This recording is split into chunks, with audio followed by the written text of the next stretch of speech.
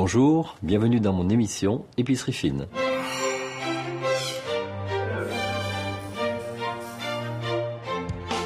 Aujourd'hui, nous allons parler du beurre de baratte et de baratte de bois. Là, nous allons aller à la rencontre de la famille Belvert qui nous fait un beurre exceptionnel. La qualité du beurre dépend déjà de la qualité du lait. Et la famille Belvert sélectionne les meilleurs laits pour nous donner le meilleur des beurres. Le beurre de baratte, je dirais, c'est un beurre à l'ancienne, comme faisaient par exemple mes grands-parents qui faisaient eux-mêmes leur beurre avec les barattes et notamment la baratte à la main que l'on tournait comme ça. Et c'est quelque chose d'exceptionnel. Ce sont des goûts d'enfance, ce sont des vrais goûts du beurre.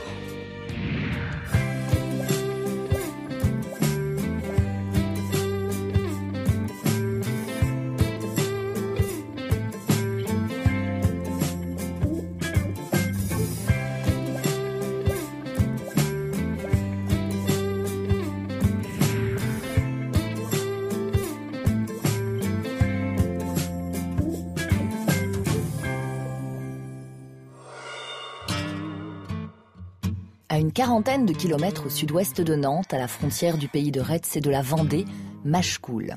Cette petite commune tire non seulement sa fierté de son église aux 2 clochers, mais aussi de son beurre à l'ancienne. Ici, subsiste une des toutes dernières productions françaises de beurre en baratte de bois. C'est là que Guy Martin se fournit. J'essaye de trouver les personnes qui fassent le meilleur beurre. Ce goût de beurre que je trouve dans cette famille, ça correspond un peu au beurre de mon enfance.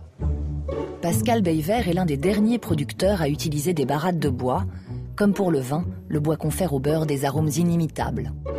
Le bois, je le dis souvent, mais je le pense, a la mémoire du goût. Une baratte de bois, quand vous l'ouvrez avant d'y mettre la crème pour y faire le beurre, elle sent bon. Elle sent toute son histoire et retraduit toute l'histoire qu'elle a déjà reçue. Vous verriez, c'est une explosion d'arômes dans une baratte, même quand elle est vide. Donc je trouve que continuer à faire du beurre dans des barattes bois, ça reste vraiment une véritable expression de notre tradition et de révélation de notre terroir. C'est une entreprise que j'ai créée il y a une trentaine, un peu plus de 30 ans maintenant, 31 ans exactement, après un parcours d'agriculteur. Donc moi j'étais destiné à reprendre l'exploitation agricole familiale de mes parents et j'ai bâti un projet de vente de produits laitiers, notamment à partir du lait chez un voisin. Donc je collectais du lait en bidon, comme vous pouvez le voir ici. D'ailleurs c'était exactement ça. Le lait, on trayait à cette époque-là sur ce qu'on appelait des pots. Et une fois que le pot était plein, on versait le lait dans une passoire comme ça, et le lait allait dans les bidons. Et moi, j'ai commencé à collecter le lait en bidon. J'avais une petite 4L des PTT que j'avais acheté une fois qu'elle était réformée. Et je mettais mon lait chaud dans mes bidons et je m'en allais bien vite dans un petit bout d'espace de grange que m'avait laissé mon père pour écrémer et vendre le lendemain ma crème sur les marchés du coin. Alors, le beurre souvenir d'enfance, c'est quelque chose qui est très présent chez moi parce que mes grands-parents étaient donc paysans, c'était des paysans. Et l'été, une partie de l'été, j'allais dans la ferme, dans le chalet familial. Donc le beurre souvent était fait en fin d'après-midi puisque les vaches, le principe de la ferme, c'est que le matin, on sort les vaches, on les amène dans les prés, on les surveille, on rentre le soir, on fait la traite. Et après, éventuellement, on faisait le beurre ou les tomes. Donc c'est vraiment quelque chose que j'ai fait avec mes cousins. Ce sont vraiment des souvenirs, je dirais, d'été, de vaches létarines. On croirait qu'elles sont maquillées tellement elles sont belles. On sait très bien que la Vendée, que toute cette région, le lait, la qualité du lait, elle est très très bonne. C'est une tradition aussi de fromage. Il y a toute une rigueur sur le choix des laits qui vont intervenir dans la fabrication de ces beurres. Et pour moi, ça me convient très très bien. On a un système de collecte avec des citernes qui vont dans les fermes environnantes, sitôt la traite de l'animal. Aujourd'hui, ce n'est plus Pascal, mais Charles, le laitier, qui est en charge de la tournée. Ma fonction, c'est d'aller collecter du lait matin et soir à l'heure des traites dans une dizaine de fermes. Voilà. Ça fait à peu près une vingtaine d'allers-retours par jour, quoi. Donc ça fait dans les 250 km. Il y a plus ou moins de volume de lait, mais c'est toute l'année dans toutes les fermes.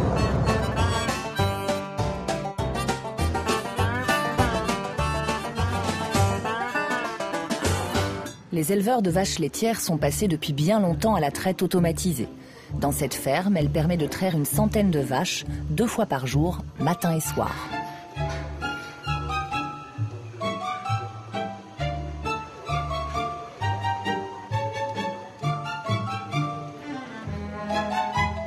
Grâce à un système de tuyaux, le lait va directement du pis de la vache à la citerne de Charles.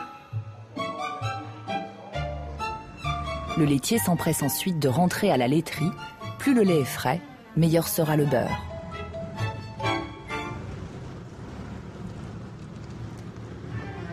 La citerne est pesée, 1000 litres ont été collectés. Le lait est ensuite versé dans une écrémeuse qui va séparer la crème du petit lait en quelques minutes. Pour 1000 litres de lait, 100 litres de crème sont obtenus, qui donnent à leur tour 50 kg de beurre.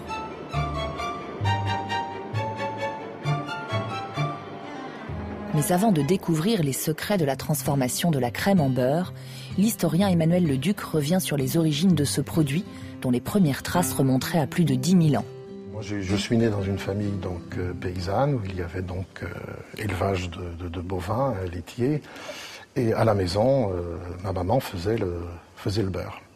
Donc d'abord, c'était un de nos rôles, une de nos tâches, de passer le lait à l'écrémeuse. Ça, c'était un travail absolument à faire. Et puis, il fallait être régulier pour pouvoir tourner l'écrémeuse. Et puis ensuite, par contre, la réalisation du beurre elle-même, c'était une réalisation qui était faite par la femme dans toutes les fermes. Alors, on fait remonter la tradition du beurre, bien sûr, dans l'Antiquité. On parle d'une fameuse légende. Les Mongols étaient des cavaliers absolument intrépides. Alors, quand ils partaient, bien sûr, pour guerroyer ou en campagne, ils amenaient avec eux de quoi boire. Et dans des outres, eh bien, on dit qu'une fois, ils avaient du lait. Alors, c'était peut-être du lait de jument fermenté, et non pas du lait de vache. Alors, toujours est-il qu'à force de courir, à un moment donné, eh bien, un des cavaliers n'aurait pas pu obtenir de liquide de son outre, tout simplement parce que ce liquide, ce lait, est transformé en beurre. À travers le temps, le beurre envahit le monde et au XIXe siècle, l'invention de la baratte à manivelle va faciliter sa fabrication. La baratte à manivelle, qui servait autrefois à faire le beurre. Vous voyez, vous avez les battes qui sont à l'intérieur, et puis on tournait la manivelle comme ça. Si vous tourniez trop vite, ça se tournait aux parois. Enfin, il fallait réguler tout ça, et c'est la main de l'homme là qui intervenait avec plus ou moins de vitesse. On arrivait à régler et à s'adapter aux circonstances.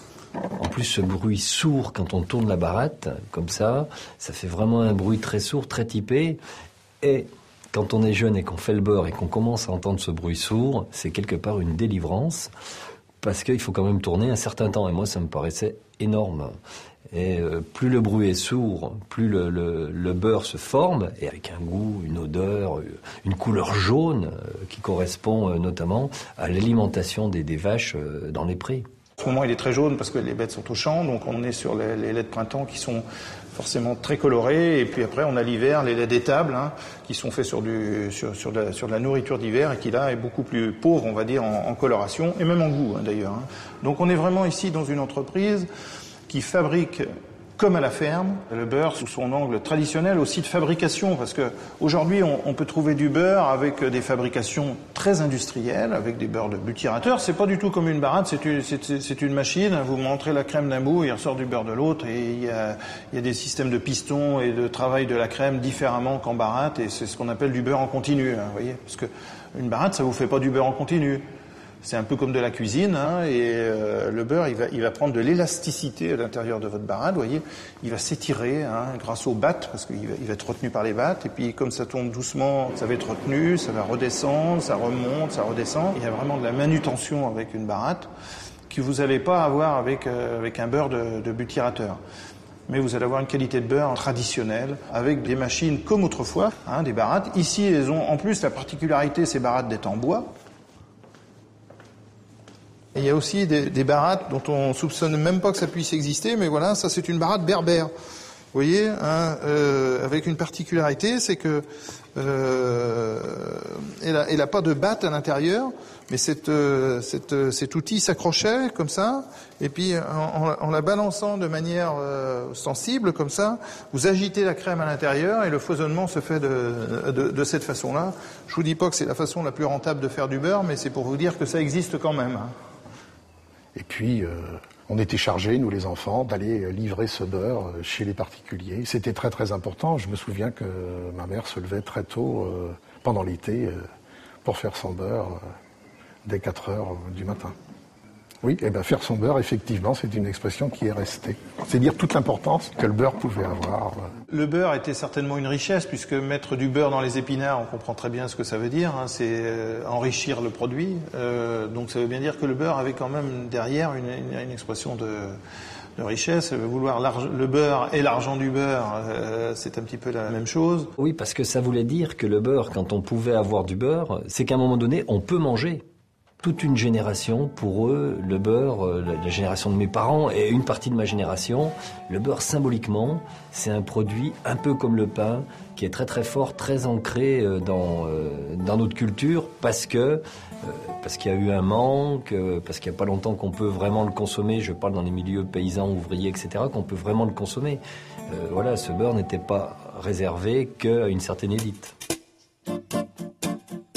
On appelait autrefois le beurre le gras du pauvre, car plus accessible que l'huile, récoltée une seule fois dans l'année. Mais entre le XVe et le XVIIIe siècle, la tendance s'inverse. Le beurre devient un produit de luxe, symbole de richesse et de raffinement. En 1878, avec l'invention de l'écrémeuse, le beurre retrouve son statut de produit populaire et accessible. Dans les années 60, la traite automatisée des vaches et l'apparition des laiteries industrielles entraînent la disparition complète de la production artisanale de beurre. Les paysans gagnent plus à revendre leur lait plutôt que de fabriquer eux-mêmes le beurre. La pasteurisation se généralise, rares sont aujourd'hui les produits au lait cru, dont le lait n'est pas porté à ébullition. On a une appellation beurre de baratte, moule à la main, beurre cru. Parce que j'insiste bien sur le côté cru, moule à la main. Beurre cru, pas de pasteurisation. On est encore plus exigeant en amont sur l'hygiène quand on fait des produits crus que quand on fait des produits pasteurisés, puisqu'on sait qu'en pasteurisant, on va tout détruire. Donc nous, pas de traitement thermique, mais on a quand même une étape, c'est ce qu'on appelle l'étape de la maturation. Et l'étape de la maturation, c'est les cuves que vous voyez derrière, là, qui sont en fait un lieu où on sédentarise la crème pendant plusieurs heures. Hein, et la maturation, c'est le mûrissement de la crème. De toute façon, ce qu'il faut, c'est qu'au final, au bout de quelques heures, on rentre la crème à température dans la baratte de 14 degrés à peu près. Et nous, nos cuves de maturation, elles sont mises sur un podium, comme vous pouvez le voir, parce que, en fait, pour le moins possible toucher à la molécule de crème, on pompe le minimum de fois. Donc on monte la crème sur ces cuves de maturation et après ça descend dans les barattes par gravité. Ce qui fait aussi qu'on respecte un maximum la matière première et on la matraque le moins possible avant de la passer dans l'opération du barattage.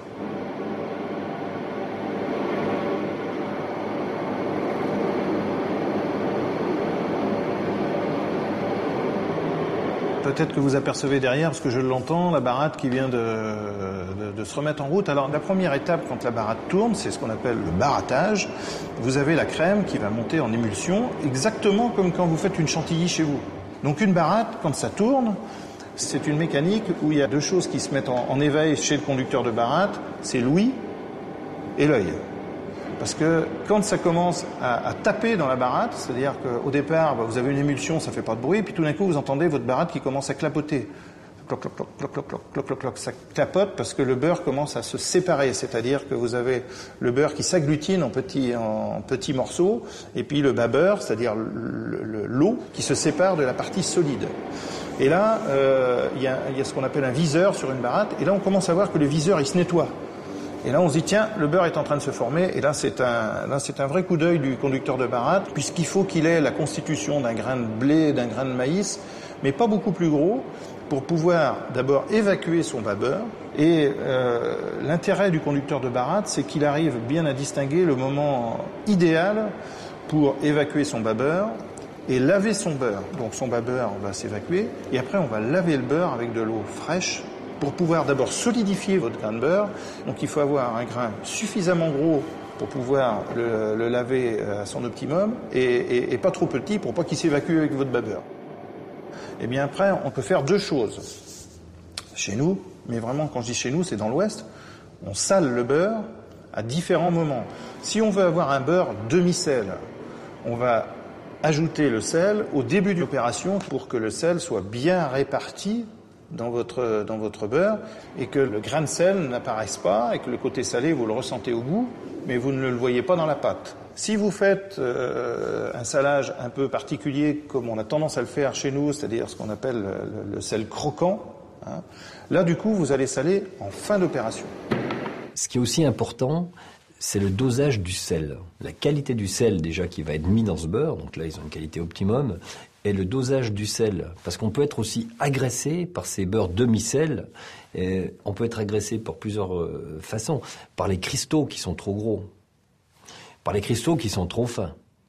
Et cette maison, je trouve qu'ils arrivent vraiment bien, soit sur du beurre doux, je dirais du beurre tradition, soit sur du beurre qu'on trouve d'origine plutôt dans les pays normands et bretons, ce beurre un petit peu salé, qui était aussi au départ un moyen de conserver le beurre.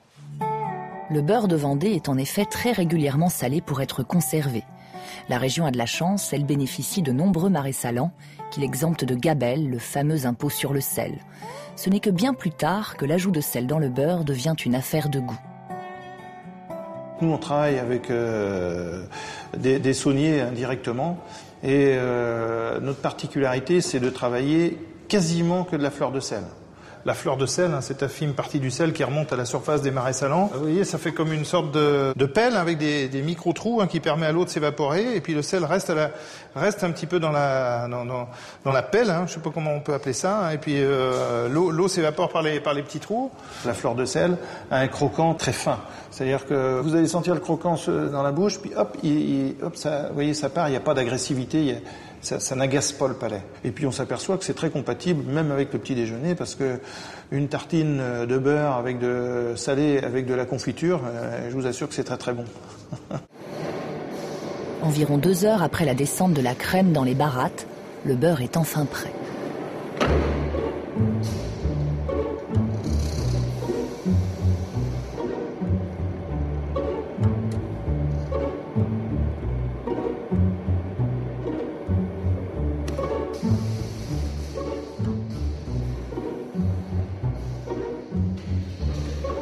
Il va à présent être moulé à la main, au rythme de 4000 portions de 250 grammes par jour.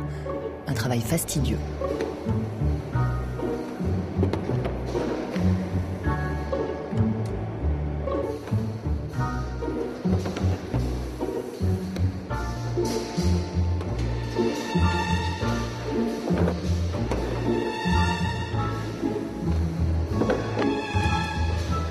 Prêt pour la vente, ce beurre artisanal va garnir les étals des fromagers. Il est introuvable dans les rayons des supermarchés.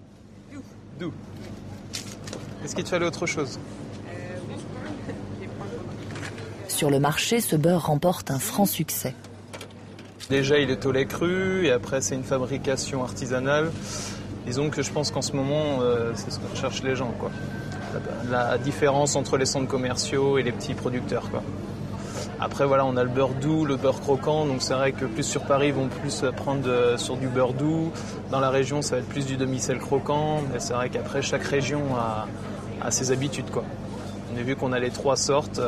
On peut mettre ce qu'il faut, quoi. Le conseil, pour moi, principal pour choisir son beurre, c'est d'essayer de le prendre le plus frais possible. Donc, vous savez qu'un beurre cru a une date de péremption de l'ordre de 35 jours, hein. Eh bien, si vous avez un beurre cru qui vous est proposé et qui reste que 4 ou 5 jours de date, ça veut dire qu'il a déjà 30 jours. Donc c'est qu'il a quand même un petit peu vécu, hein. Et puis, un beurre est toujours plus agréable, on va dire, au printemps, l'été. C'est un produit qui est moins d'hiver, hein, parce que l'hiver, on a des beurres qui sont plus fades, plus plats, plus neutres au niveau de couleur également. Donc ça va être les grands conseils, une grande fraîcheur, et puis le beurre de printemps, ça reste quand même la quintessence du beurre. Moi je prends ce beurre-là parce que c'est un beurre nature. Le goût change à chaque fois. Ça dépend du terroir, de la vache brute. on sent la différence, alors que le beurre ordinaire, ça devient insipide à la fin. Mais la qualité, ça se paye. Alors, c'est au poids, c'est à 11,12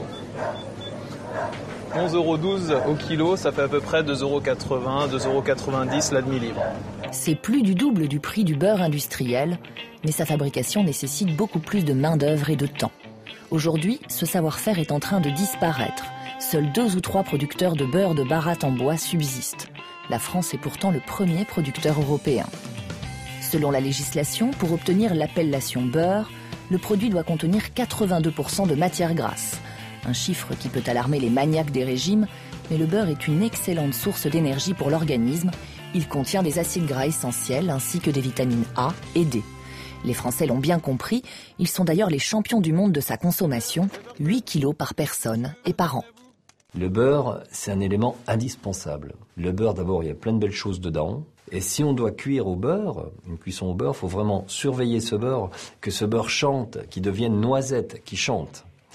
Mais il faut faire très très attention de maîtriser la cuisson. Et dès qu'il a une belle couleur de caramel, là on sait qu'on est au maximum du beurre. Après, il va être trop cuit et donc il va tourner en beurre noir. Il y a une façon à ce qu'il ne cuit pas et ne roussit pas derrière, c'est de faire du beurre clarifié. Et ça, c'est une recette qui est assez simple, parce que en fait, le beurre, vous le portez à ébullition tranquillement.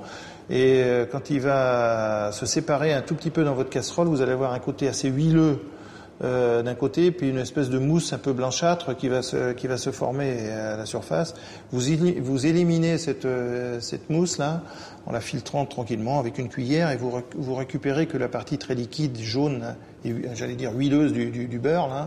Et ça, après, vous pouvez le porter à l'ébullition exactement comme de l'huile, et vous allez faire des cuissons traditionnelles de notre région sans pour cela avoir des goûts de beurre surcuit, vous voyez.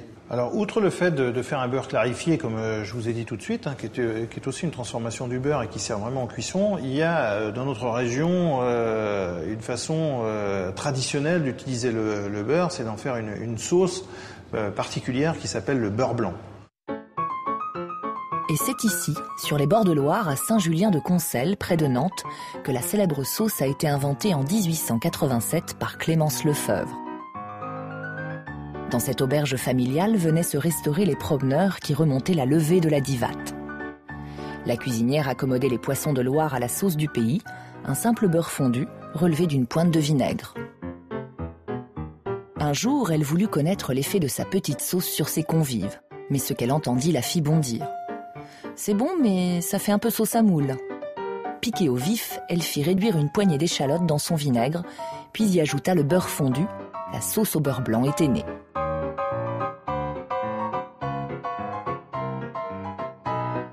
Depuis lors, le restaurant ne désemplit pas et Clémence Lefebvre, la cuisinière au sacré caractère, est devenue une célébrité locale. C'est vraiment la recette noble, c'était la recette du dimanche chez nous, quand on faisait le beurre blanc, c'est qu'on mettait les petits plats dans les grands, quoi. Donc ça reste, j'allais dire, la quintessence dans notre région, la quintessence de l'utilisation du beurre, c'est certainement le beurre blanc. Même si certains nutritionnistes le déconseillent, le beurre continuera de s'imposer en cuisine comme en pâtisserie. Dans la région nantaise, on n'est pas près de l'arrêter. Depuis 1920, un petit biscuit connaît un succès sans faille, la galette fine. Elle est notamment fabriquée dans cette biscuiterie de Batz-sur-Mer. Alors c'était simplement une petite dame qui avait cette fameuse recette de la galette fine. La recette a été tout de suite un franc succès. Tout réside dans les proportions que je ne vous donnerai pas. Mais c'est beaucoup de beurre, puisque je vous ai dit, on met un peu plus de 20% de beurre, entre 20 et 25% de beurre dans notre galette. Ce qui est important, c'est le beurre. On tourne, en fait, toutes nos recettes tournent autour du beurre. Et surtout un produit, c'est-à-dire la galette fine, nous on met du beurre dedans pour lui donner du goût. Et l'idée, c'est le goût. Alors voilà, la galette fine vient de sortir du four. Et voilà. Ce qui est tout à fait intéressant, c'est le goût du beurre qui vient sublimer la galette. Quand on est gourmand, on vient en prendre 5, 6, 7, voire plus pour les très très gourmands. Parce que la galette, il y a de la finesse dans le produit. Le beurre, c'est un petit peu comme le sel ou le sucre, c'est un fixateur de saveur. C'est-à-dire, on sait très très bien que sur une tartine de pain, par exemple, on met de la confiture et on rajoute, par exemple, du beurre ou pas de beurre, on n'aura pas le même goût sur l'ingrédient, sur le produit. Donc c'est vraiment quelque chose qui va fixer et développer le goût. Ça va donner une onctuosité, ça va apporter une typicité, ça va faire que le plat, voilà, il sera encore meilleur. C'est beaucoup de souvenirs d'enfance avec, par exemple, la tartine de fraises. En rentrant de l'école, eh bien, on avait une bonne tartine avec du beurre qu'on étalait d'une manière, je veux dire, assez généreuse. Hein. Tant pis, il faut le dire, hein, c'est généreuse. Et puis on mettait quelques fraises, un peu de sucre. Et c'était vraiment un régal que je partage toujours maintenant et que je fais partager à mes enfants. Parce que c'est vraiment notre tradition, c'est notre culture. Et je retrouve dans ce beurre, je dirais le beurre, il a un goût de noisette, il a un goût de moelle. Il a un goût de moelle, c'est quelque chose d'extraordinaire. Et tout simplement avec du bon pain, tartiné comme ça, c'est magique.